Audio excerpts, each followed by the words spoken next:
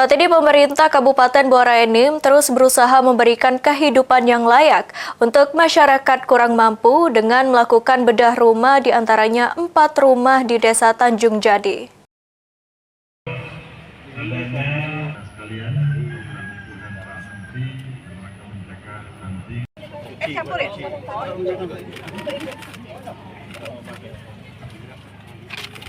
Pemkab Muara Enim saat ini sedang berusaha menuntaskan masalah stunting dengan memberikan makanan bergizi, merelokasi lingkungan kumuh dan memberikan program bedah rumah bagi warga yang tinggal di rumah tak layak huni.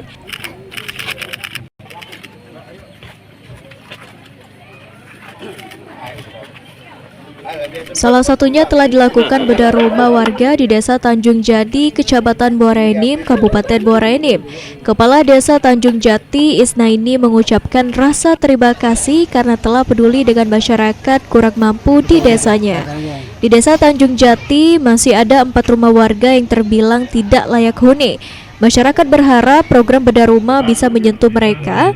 Dengan rumah layak huni bisa membangun lingkungan yang bersih agar terhindar dari penyakit. Berharap masalah pendudukan Tanjung Jati sudah cukup tertib. Kemudian masih ada rumah-rumah yang masih ada yang perlu dibedah yang tidak layak huni. Oh, masih ada data-data ini? Kira-kira ada sekitar 4 rumah lagi yang masih layak untuk dibedah gitu. Dengan banyaknya program yang dicanangkan oleh pemerintah Kabupaten Muara Enim bisa menciptakan lingkungan sehat dan bersih, mencegah stunting, serta mensejahterakan kehidupan masyarakat luas. Mardiansyah, PAL TV.